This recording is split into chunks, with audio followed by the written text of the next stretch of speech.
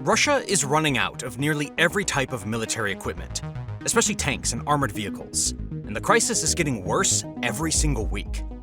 You may think we're kidding, but take a look at this video of a massive train carrying one of Russia's last remaining operational stockpiles of T-72 tanks, heading to Russia's Uralo-Vaganzavod plant for refurbishment. These tanks are more than 50 years old. And honestly, instead of being refurbished, they'll probably just be stripped down and cannibalized for spare parts. Isn't it surprising that a nation once famous as a tank superpower is now practically begging former Soviet states to return old tanks? Belarus, for instance, has been handing back its T-72 tanks and BMP-2 armored vehicles to Russia since as early as 2022.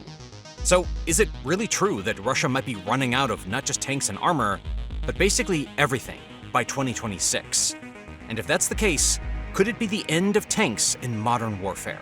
We'll be covering all of this shortly, but before we dig into the what and the why, let's take a close look at the current scenario. And before we get into that main subject, please hit the like button to help us stay in the algorithm. YouTube does not like hard-hitting content, and your likes mean a lot to us in our continued effort to create and deliver these geopolitical topics. All right, let's get on with the video. According to data compiled by the Armed Forces of Ukraine, as of October of 2025, Russia has lost well over $110 billion worth of military hardware, either destroyed or captured by Ukrainian forces.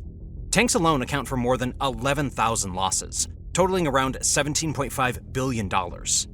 Add to that over 23,000 armored vehicles destroyed, which amounts to another $14 billion. And here's the crazy part. Russia started losing tanks from the very first day they invaded Ukraine in February of 2022. Countless tanks ended up stranded in mud or random ditches, while others simply ran out of fuel and got stuck because their own supply lines were riddled with corruption and poor planning. Ukrainians sometimes even towed away these abandoned vehicles, fixed them up, and then sent them straight back into battle against their former owners. At the same time, Ukraine was far more prepared for a Russian invasion than most people realized, largely due to intelligence shared by the United States. Just days before the invasion, they secretly moved their real air defense systems and other key equipment out of sight, replacing them with decoys that looked real enough to fool Russian drones and satellites. So when Russian missiles struck in those first few days, they confidently thought they'd wiped out Ukraine's air defenses. Believing the skies were now open, Russian jets immediately rushed in to bomb Ukrainian targets, while their tanks and their artillery moved forward, working closely together, assuming they had air cover. And for a short while, this actually worked.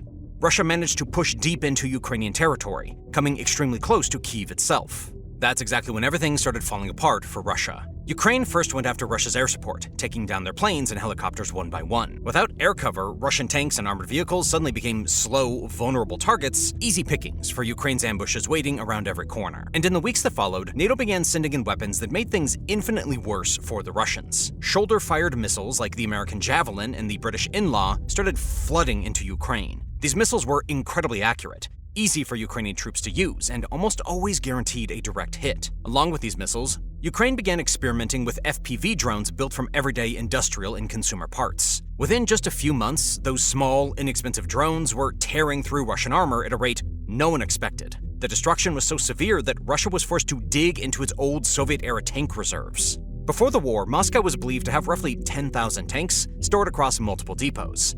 They had everything from relatively modern T-80s and T-72s to aging T-62s and T-55s, and even a few relics from the 1950s. Putin genuinely believed he had a bottomless stockpile, especially since hundreds of millions of rubles were supposedly allocated to keep those tanks serviced and ready for combat. But as it turned out, corruption had quietly eaten through that system from the inside, becoming Putin's biggest enemy overall. For decades, senior Russian generals and defense officials pocketed huge chunks of the maintenance budget. Money meant for spare parts, regular maintenance, and vital upgrades was siphoned off through fake invoices and shell contracts. And this wasn't some low-level scam either. Almost the entire top brass was involved. This is why, over the last 2 years, the Kremlin has started prosecuting dozens of high-ranking officers for stealing millions from the army. Major General Denis Putilov, for instance, was sentenced to 8.5 years in prison after taking huge bribes linked to vehicle maintenance deals. Another senior officer, the former deputy chief of Russia's general staff, received a 17-year sentence for embezzling over 1 billion rubles that were supposed to fund army supplies. At least 10 senior generals and officials close to former defense minister Sergei Shoigu have been fired or arrested so far. And now the damage they caused is almost impossible to hide. Those reserve tanks that Putin once saw as his safety net are pretty much useless. Their engines are so badly corroded they're beyond any hope of repair, while optics are either completely missing or decades out of date. Spare parts were stripped away years ago and sold off for cash, leaving behind hollow metal shells that can't be refurbished, repaired, or brought back to life. Now, just to be clear, Russia isn't going to run out of tanks entirely anytime soon. According to researcher Jompy's satellite analysis from October of 2025, out of the 7,342 tanks currently sitting in Russian storage bases, only 92 tanks are in what you'd call decent shape, and all 92 of those happen to be T-72B models. Everything else is either barely usable or completely beyond saving. Of the 1,606 tanks categorized as poor, most are older variants, like the T-64s, early T-72 Ural versions, and T-80 models that have sat neglected in storage for decades, with very little maintenance. Beyond these, another 844 tanks are considered in even worse or irreparable condition. The rest are essentially empty shells, riddled with rust or missing crucial components, most likely stripped and sold off due to systemic corruption. Now, with half of their tanks destroyed in combat and the other half, rusting away, Putin's armored options are shrinking by the day. Yes, Russia still officially has a few thousand tanks left, but these vehicles need extensive refurbishment, which is a slow and costly process that could easily take several months or even a year. Decades of sitting in harsh weather have left holes rusted, engines corroded, and crucial seals dried out, and Russia has no realistic means of getting modern replacements due to sanctions. Even basic electronics like radios and targeting computers need complete modernization, as their ancient Soviet-era technology won't stand a chance today. And even after all these repairs, reactive armor tiles must be installed just to give the tanks a fighting chance against current anti-tank weaponry. So, is this the beginning of the end for tanks, a weapon that's been the backbone of land warfare for over a century? Well, to understand why this matters, we've got to rewind all the way back to World War I, when tanks were first introduced on the battlefield. Back then, warfare had become bogged down in brutal trench fighting.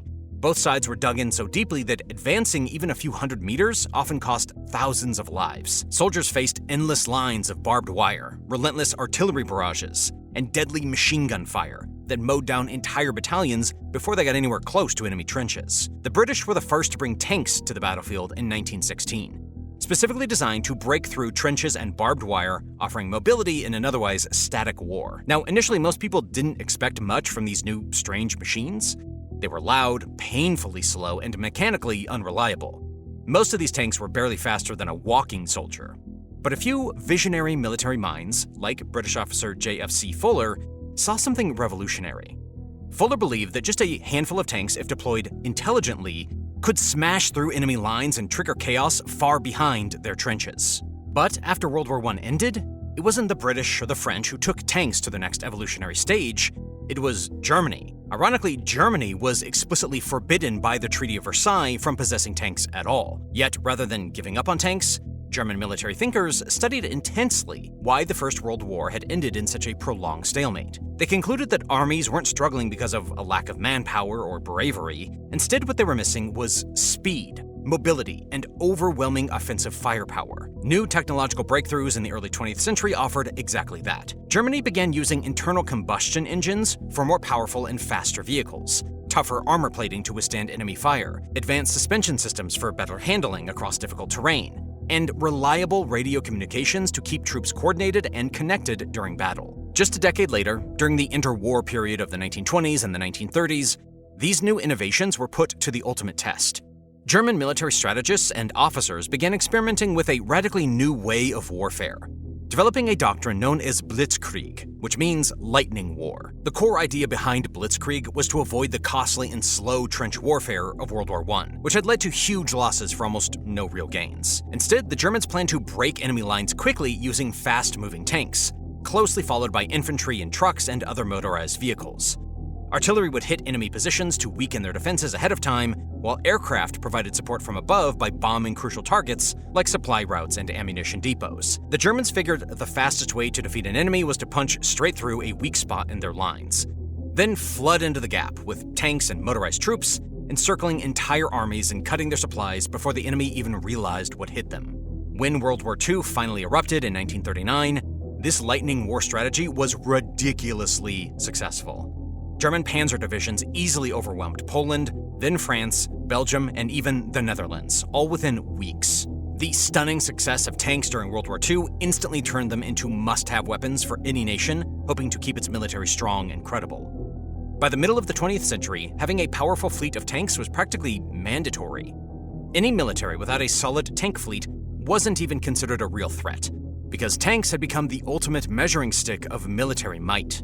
This obsession with tanks only grew stronger after World War II ended, especially during the Cold War, a decades-long rivalry between two giant superpowers. The Soviet Union on one side and the United States, along with its NATO allies, on the other. Basically, Europe was split into two by something called the Iron Curtain. Both sides lined up huge armies of tanks right along their borders, sometimes just miles apart. It became a non-stop competition, with each side spending enormous amounts of money trying to one-up the other by making tanks with thicker armor, bigger and stronger guns, and more advanced electronics. Every new variant had to be tougher, faster, and smarter than the last, because neither side wanted to fall behind or get caught unprepared if a war ever broke out. And it wasn't just the Cold War superpowers.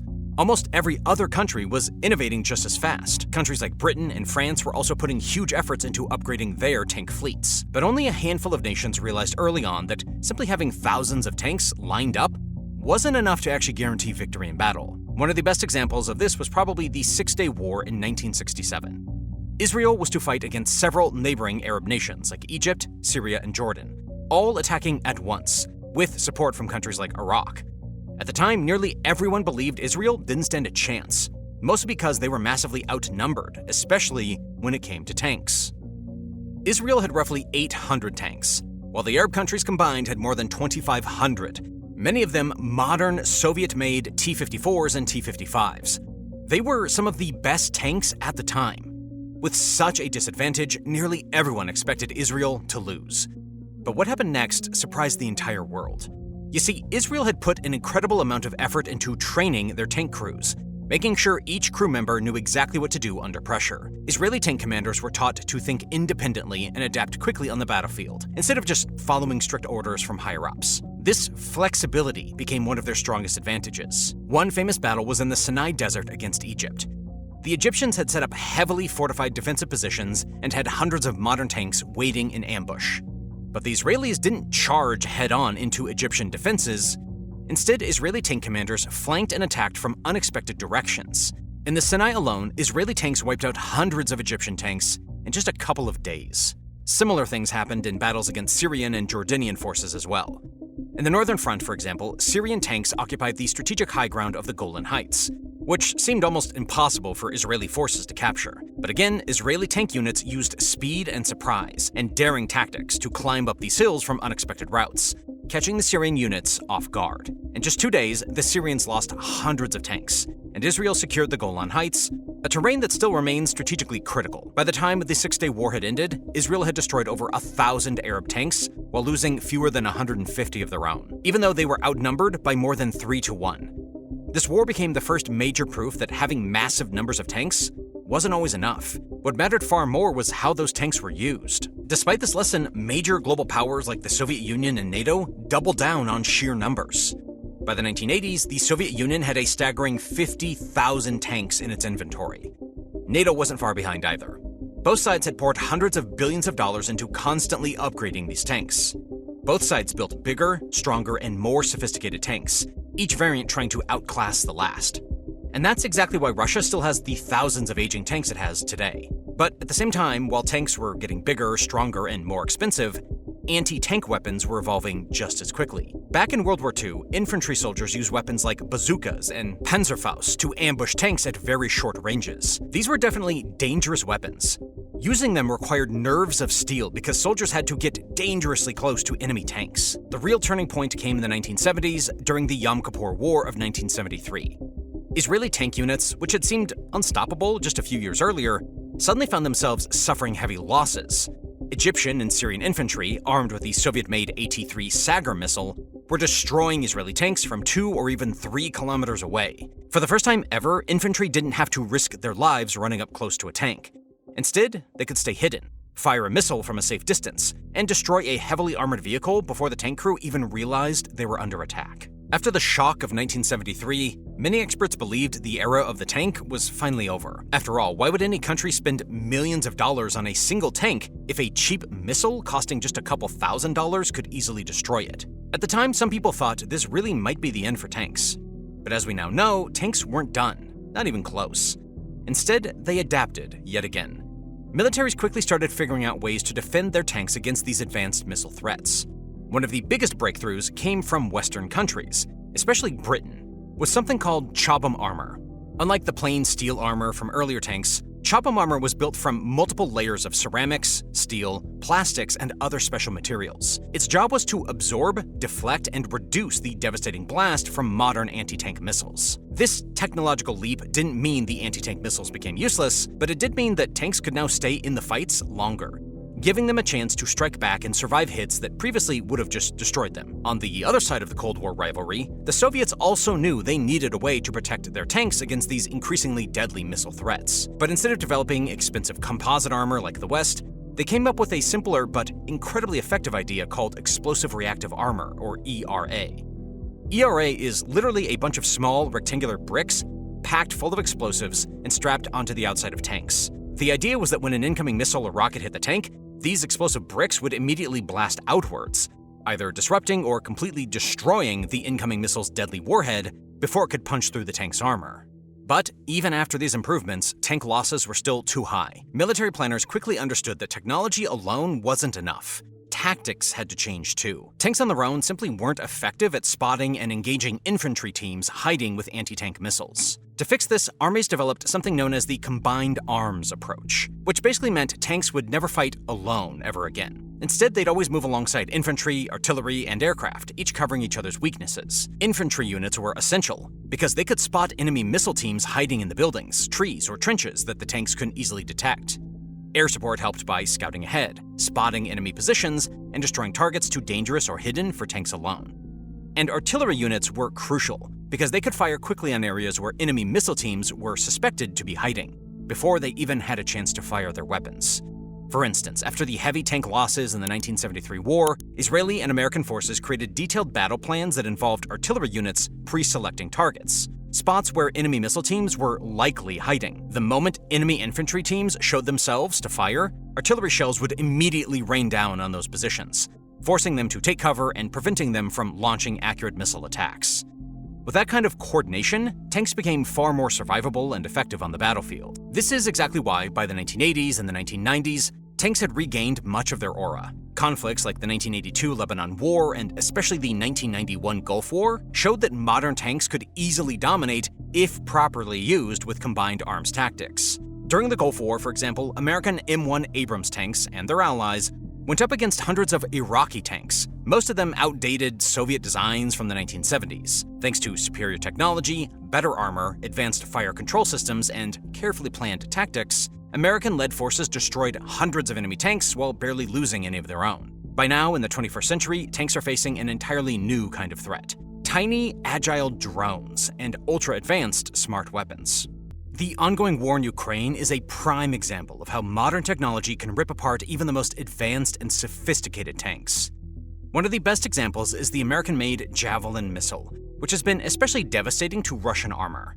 The Javelin missile is particularly deadly because of its unique top attack method, meaning that after launching, the missile immediately climbs into the air, then dives onto the tank's weakest point, its roof. Tank roofs typically have much thinner armor compared to the thick, reinforced armor on the front or the sides. Historically, tanks have always prioritized protection against direct threats ahead or behind them, meaning their tops were never heavily armored. Javelins perfectly exploit this weakness. Another major advantage is that the Javelin is a true fire-and-forget weapon. This means once the soldier pulls the trigger, they don't need to keep aiming or even maintain visual contact with the target. The missile's built-in guidance system automatically takes over, tracking and striking the tank completely on its own. As soon as it's fired, the operator is free to immediately relocate to a safer spot. This makes it extremely hard for tank crews to figure out where the attack came from, let alone respond or neutralize the threat. Alongside these smart missiles, Ukraine also deployed another cheaper and arguably more devastating weapon: drones. These small, inexpensive UAVs have wreaked havoc on Russian tanks, armored vehicles, artillery positions, and even helicopters. For decades, countries like the US relied on massive, expensive drones like the Predator and the Reaper.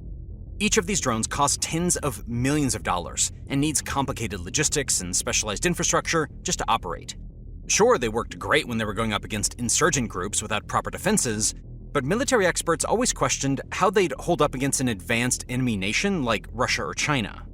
And that's exactly what Ukraine has now proven. Using these super expensive drones just isn't realistic in a long, intense war, especially not against a country with a huge military budget and a deep arsenal. Instead, Ukraine is stuck to using small, cheap commercial drones. They were easy to replace, hard for Russian air defenses to detect, and accurate enough to hit weak points on tanks. In fact, just 2 years before Russia invaded Ukraine, the 2020 Nagorno-Karabakh war between Azerbaijan and Armenia gave us a glimpse of how effective drones could be. Azerbaijan used Turkish-made Bayraktar TB2 drones to destroy around 120 Armenian tanks and dozens of armored vehicles. At the start of the invasion, Ukraine only had about 12 TB2 drones. Yet even with such a limited number, they targeted high-value Russian equipment right away. But Ukraine soon realized it couldn't rely on the limited number of Bayraktars. It needed something cheaper and faster to produce. That's when the small hobby drones and even agricultural drones entered the battlefield. Soldiers strapped RPG warheads or IED explosives onto these drones and flew them straight into their targets. If the drones didn't destroy the target, they'd send several more, until the target is finally disabled or blown apart. One of the earliest examples came just a month into the war. In March of 2022, a massive 40-mile-long Russian armored convoy was heading towards Kyiv. A small Ukrainian drone team riding quad bikes carried out a series of nighttime ambushes, using commercial drones modified to drop small 1.5-kilogram bombs. At first, they only managed to take out 2 or 3 vehicles at the very front of the convoy, but that was enough. The rest of the convoy was stuck, and Ukraine systematically destroyed as many vehicles as possible. By mid-2022, Ukrainians had crowdsourced over 6,000 commercial drones like DJI Mavics. Seeing how effective these drones were, Ukraine began receiving specialized aid like American Switchblade loitering munitions, Polish War-Mate drones, and of course, more Javelin missiles. Ukrainian pilots studied how Javelin missiles worked and started using their drones in a similar way. Instead of aiming at the front of the tank, they began striking the weakest spots, mainly the turret roof, the engine deck, and other thin armor sections on the top. Even a small explosion in these areas could cause catastrophic damage if it triggered the tank's fuel or ammunition. Since the Javelins were in short supply, Ukraine focused most of its efforts on producing FPV suicide drones and homemade explosives, which were cheaper and could be deployed in far greater numbers. Tactically, Ukrainian drone teams usually work together in small groups. A larger reconnaissance drone would fly high above the battlefield, scanning for hidden tanks or armored vehicles. Once the target was spotted, multiple FPV suicide drones were launched towards it. A modern Russian T-72 or T-90 tank costs anywhere from $3 to $5 million apiece. Destroying one with a Javelin missile costs around $80,000. But using these DIY drones, you're only spending a few $1,000s at most. That's a huge advantage for Ukraine, because they can afford to lose dozens of drones and still come out way ahead. By early 2025, independent analysts like Oryx had visually confirmed more than 21,000 pieces of Russian military equipment either destroyed, damaged, or captured, including over 4,000 tanks verified through photographic evidence. But remember, Oryx only counts losses they can confirm with images or videos, so the actual numbers are likely much higher. Some experts suggest total Russian tank losses could be as high as 11,000, with another 23,000 armored vehicles, 30,000 artillery systems, hundreds of aircraft and helicopters, and even a few naval ships, and a submarine, lost since the invasion began in 2022. But now even Russia has started adapting. They've started attaching metal cages, pipes, and wireframes on top of their armored vehicles. I know it sounds stupid, and trust me, it comes with plenty of drawbacks, but surprisingly enough, these solutions have been very effective against Ukrainian drone attacks. Some Russian tanks have reportedly survived between 5 to 15 drone strikes and still managed to deliver their crews to the intended targets. This became a serious issue for Ukraine, so they adapted yet again, now deploying anti-tank mines in a smarter way. Instead of scattering mines everywhere, Ukrainian drone teams attach mines directly to drones and then drop them precisely in the path of the moving Russian tanks. If this strategy works, at the very least, the tank becomes immobilized, making it an easy target for follow-up drone attacks loaded with IEDs. So, does all of this mean that tanks and heavy armored vehicles are basically finished in modern warfare? Or can they still play a meaningful role on today's battlefield? Well, Ukraine's side of the story says otherwise. Like I said earlier, tanks were never meant or designed to fight alone. But when they're deployed properly, with a strong air support, infantry, artillery, and engineers, they can be extremely useful and effective. Ukraine has been using these combined arms approaches since day one, proving that tanks can still make a huge difference, even in the face of drones and modern anti-tank weapons. On the other hand, Russian tanks often went into battlefield without proper support. Normally, infantry would spot and suppress Ukrainian anti-tank teams before they became a threat.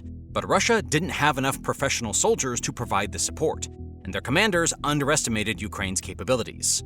As a result, Ukrainian units with javelins or even older RPGs could hide in forests or urban areas and ambush the tanks at close range. You'd be surprised to hear that despite almost 4 years of intense fighting, direct tank-on-tank battles between Russia and Ukraine have been extremely rare. By 2023, most of Russia's experienced tank crews were already killed or injured. The replacements were mostly young conscripts, rushed through basic training and quickly put into older tanks they barely knew how to operate. This lack of effective training made Russian tank units less capable of reacting to ambushes or coordinating with infantry, and thus more likely to blunder into deadly situations. This is exactly why we've seen so many Russian tanks abandoned fully intact on the battlefield. Crews would panic and flee after their vehicles ran out of fuel, broke down, or got stuck in the mud. But this war might also trigger the next big step in tank evolution. Historically, every time tanks have faced a new threat, they've adapted and gotten stronger. Even after losing so many vehicles, there's still a strong argument that tanks will remain a critical weapon on future battlefields. Ukraine clearly believes tanks are still necessary. I mean, why else would they lobby so hard to get advanced Western tanks like Germany's Leopard 2, Britain's Challenger 2, and America's M1 Abrams? Ukrainian commanders value tanks for the same reason armies have since World War II. Tanks give you the firepower, protection, and mobility to break through enemy lines and hold on to captured ground, especially against serious resistance. Well-coordinated tank units can punch straight through enemy trenches, give direct fire support to advancing infantry, and survive hits that would totally wipe out lighter vehicles. For example, when Ukraine launched offensives in mid-2023, especially in areas like Zaporizhzhia, they carefully combined tanks with infantry fighting vehicles to break through Russian defenses. Of course, Ukrainian tanks encountered the same dangers that had devastated Russian armor, such as minefields and anti-tank missiles. And yes, Ukraine lost some of its new Leopards and Bradleys. But these losses never reached anywhere near the scale Russia experienced. The big difference was that Ukraine quickly adapted and adjusted its tactics to deal with these threats, something Russia repeatedly failed to do. Now, to be fair, we have seen some good solutions proposed by Russian troops on the front lines. But Russia's military leadership is so deeply flawed and its command structure so corrupt that innovative tactics rarely make it through the bureaucracy to get implemented effectively. All that being said, the war in Ukraine has definitely taught militaries around the world some hard lessons about how vulnerable tanks can really be. Just because tanks are essential doesn't mean they're invincible or unstoppable. The widespread use of drones and precision-guided weapons means tanks need new defensive strategies and technology to stay relevant. So yes, tanks still matter greatly, just not in the way Russia has been using them. Both Ukraine and NATO countries have watched closely and are already integrating these battlefield lessons into making their tanks much harder to destroy in the future. When Russia lost a massive portion of its armor, it tried replacing steel with human bodies. They pushed waves of infantry forward without enough support or protection, leading to staggering casualties. This stupid tactic is why Russia suffered over 1 million casualties. And now they're running low on manpower too. Russia's only hope might be that its factories can somehow build tanks faster than Ukraine can destroy them, especially since their older reserve stocks are completely depleted. But given how effectively and creatively Ukraine keeps innovating, it seems highly unlikely that these newly built Russian tanks will survive long once they're sent to the front lines. At least not until Russia changes its tactics. Thanks for watching.